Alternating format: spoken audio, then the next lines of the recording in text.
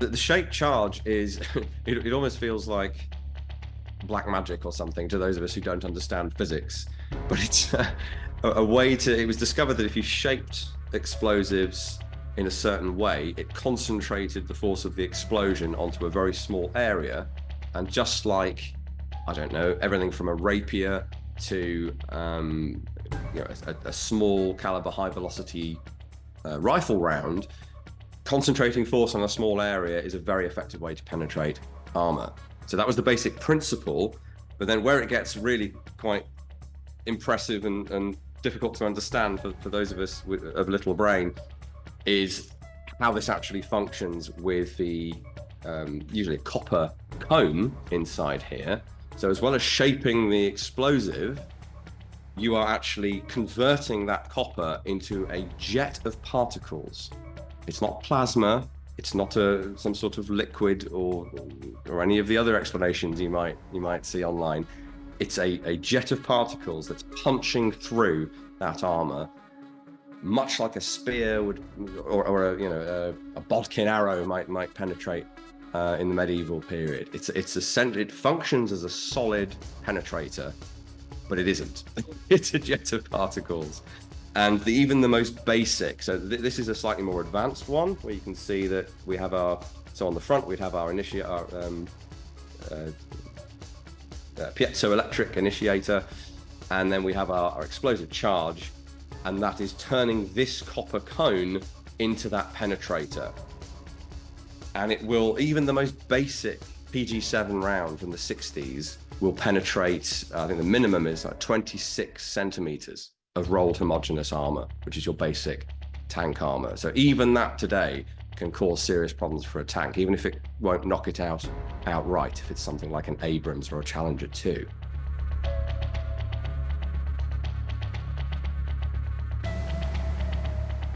Well, there are other systems that use a recoilless gun to launch the munition, and then usually a rocket sustainer to send it on its way to the target.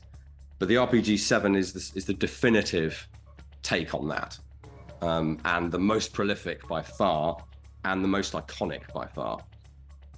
We have this expansion chamber in the middle to help build up that pressure to get it out of the barrel. This is technically a gun, although it's open at the back. It is technically a recoilless gun.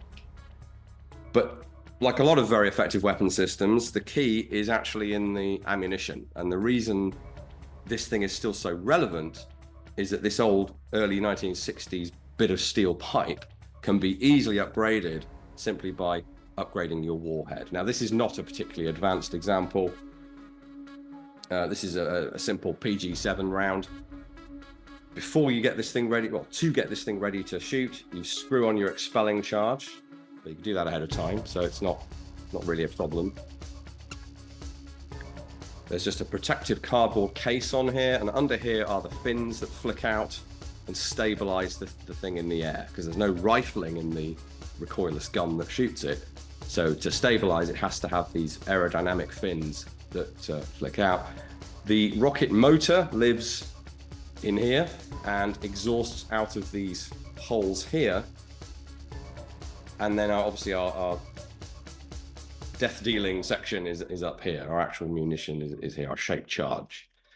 Now, the people think this thing locks in or screws in some way. No, all you do is align this little screw here with the notch that's on the launcher right here, so that you know which way up it is. Why does that matter? Well, because of this very primitive cowboy single action trigger mechanism. That's how you ignite the thing. That then hits a vertical firing pin, which hits a percussion cap or a primer here. And that's why it's critical as to the orientation of this in the launcher. If you don't get it all the way in, if you don't get it lined up, screw in notch, you're not going to hit the cap and the round is not going to go.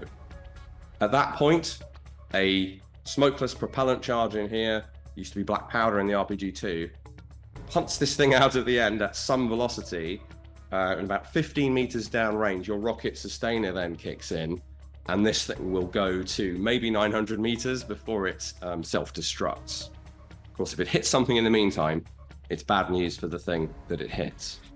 You can adapt an RPG-7 to fire PG-9 rounds, which are larger and more powerful. That does mess with the recoilless nature of the launcher. You will see a little bit more recoil because they're not set up to deal with such a big, heavy projectile as that. And then perhaps the ultimate is, this was sent to us by a contact. This is a very simple piece of steel, like a cup with a threaded end. And this allows you to adapt an 82mm mortar round to an expelling charge to punt that out of the end of an RPG-7. So very much indirect fire. Now you can achieve indirect fire with an RPG-7 without a mortar round.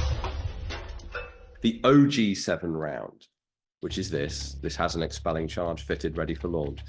When this is dropped down the barrel of the RPG-7, there's your locating screw. So you can see that only that little bit is sticking out of the end of the launcher. That's because this has no rocket sustainer. This is purely a round for a recoilless weapon, which, as I say, is what the RPG-7 at its core actually is. It's just that it's nearly always used, well, it's just that it's very often used with some sort of rocket sustaining munition. For obvious reasons, it gives you much greater effective range. And if you're engaging armored vehicles, you don't want to be anywhere near them if you can help it. If you're engaging enemy personnel, however, you might stand to be a bit closer to them, and you may almost certainly be firing this at more of an angle. You want to ideally shoot your anti-tank rounds as flat as possible and hit the armor you're looking at. This is essentially, to whom it may concern, rather more like a 40mm grenade from something like an M320.